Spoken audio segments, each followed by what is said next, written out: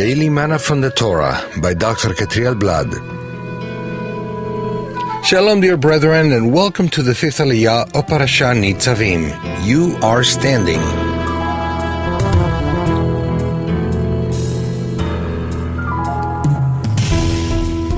This Aliyah is found in the book of Deuteronomy, chapter 30, verse 7 through verse 10. Today we'll be studying verse 7.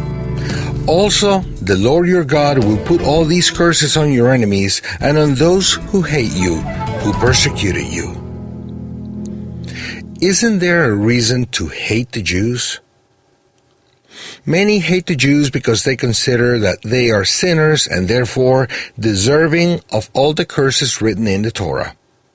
It's true that the sacred people's sins have brought many curses upon them, but that doesn't give anyone from among the nations the right to despise or hate them.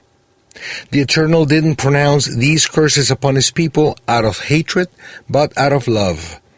This text says that the same curses that befall upon the Jews due to their disobedience will befall upon all those who hate them.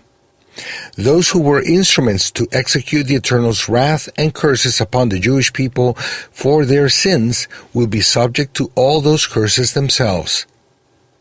How then is it possible that the ones who fulfill the Eternal's will are punished for it? Because they didn't do it with the right attitude. They persecuted the Jews out of hatred, and that attracts a curse. So be careful with your attitude. Hatred creates lies that in turn create more hatred. There are those who read the Bible and so they want to love Israel, but at the same time listen to the news from Israel's enemies through the media in their countries and believe the lies vomited all over the world about Israel and her army. How is it that those who claim to love Israel at the same time criticize her for actions Israel carries out that they consider unfair and evil, when most of the time they haven't been well informed of the real facts? When one gets well informed, it's easy to realize that Israel's army is the most compassionate in the world. How can one say that he is a friend of Israel when he listens to Israel and the Jewish people's enemies without listening to Israel's version of what is happening in the Middle East?